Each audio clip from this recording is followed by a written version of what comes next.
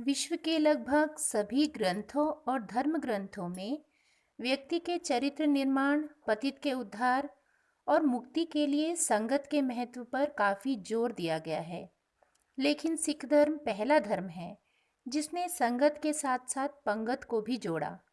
पंगत का अर्थ है गुरुद्वारे में लंगर वाले स्थान पर ऊंच नीच, जात पात, अमीर गरीब का भेदभाव किए बिना सभी श्रद्धालुओं द्वारा फर्श पर एक ही पंक्ति में बैठकर प्रेम तथा श्रद्धा भाव से लंगर खाना या छकना, जैसा कि पंजाबी में प्रचलित रूप से कहा जाता है। पंगत की आवश्यकता और शुरुआत के पीछे एक पूरी सामाजिक पृष्ठभूमि है। मध्यकाल में भारतीय समाज जातियों में बटा हुआ था। ऊंची जाति के लोग तथाकथित छोटी जाति के लोगों को तिरस्कार की दृष्टि से देखते थे। उनके साथ खाना तो दूर, उठना बैठना भी पसंद नहीं करते थे। मानव मानव के बीच इस घोर अमानवीय भेदभाव को मिटाने के लिए गुरु नानक देव ने संगत के साथ पंगत की क्रांतिकारी और समाज सुधारवादी परंपरा शुरू की। इसका उद्देश्य था लोगों में इंसानी बराबरी और भाईचारे की भावना पैदा तथा विकसित करना। लोगों के मन मस्तिष्क से अहंकार, अमीर गरीब, ऊंच नीच की भावना पूरी तरह से समाप्त करने के उद्देश्य से तीसरे गुरु श्री गुरु अमरदास ने गुरु दरबार का नियम बना दिया। पहले पंगत, पीछे संगत, यानी गुरु जी के दर्शन और दरबार में सत्संग की इजाज़त तभी मिलती जब व्यक्ति पहले लंगर में सबके साथ एक ही पंक्ति में बैठकर भोजन कर लेता। ये एक सच्ची घटना है कि एक बार बादशाह अकबर ने, जो गुरु घर का परम श्रद्धालु था, आकर गुरु अमरदास के दर्शन करने की इच्छा जाहिर की।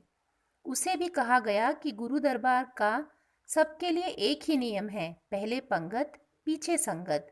चूंकि अकबर सच्चे मन से गुरु अमरदास के दर्शन के लिए आया था, इसलिए कुछ देर के लिए यह भूलकर कि मैं बादशाह हूँ, लंगर स्थान पर जाकर आम श्रद्धालु की तरह लंगर ग्रहण किया और इस व्यवस्था से बहुत प्रभावित हुआ।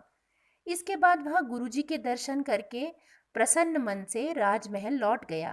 भारत के सामाजिक परिवर्तन और सुधार में लंगर प्रथा का अमूल्य योगदान है। मध्यकाल में आरंभ हुई यह प्रथा आज आधुनिक काल में भी बदस्तूर कायम है और गुरुद्वारों में दोनों वक्त अमीर श्रद्धालु, अपंग, असहाय, गरीब, साधनहीन व्यक्ति गुरु के प्रसाद के रूप में लंगर छकते हैं। लंगर के लिए श्रद्धालु अपनी सामर्थ्य के अनुसार तन, मन और धन से सेवा करते हैं। कभी कभी विशेष अवसर पर किसी गुरुद्वारे में किसी एक व्यक्ति या परिवार द्वारा श्रद्धावश पूरे लंगर की व्यवस्था की जाती है। इसके बावजूद वह गुरु का लंगर कहलाता है, व्यवस्था करने वाले व्यक्ति या परिवार विशेष का नहीं। अब संगत की बात करें। हर मनुष्य का मन संगत की इच्छा रखता है।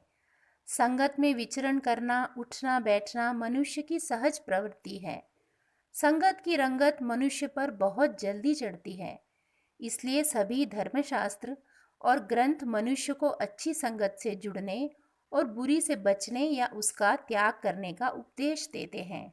सिख गुरुओं ने अपनी वाणी में संगत या साध संगत के महत्व पर काफ़ी जोर दिया है।